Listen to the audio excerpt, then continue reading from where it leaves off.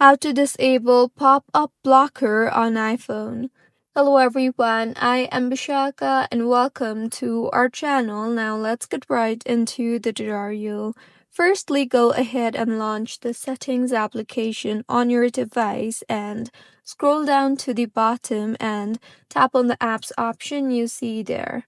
Further, scroll down again and tap on the Safari option, and now scroll down to the General tab and you will see the option for block pop-ups.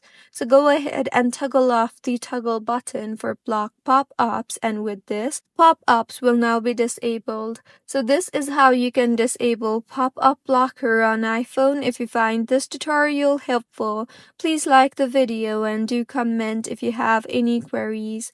Also, do subscribe to our channel for more helpful tutorials like this.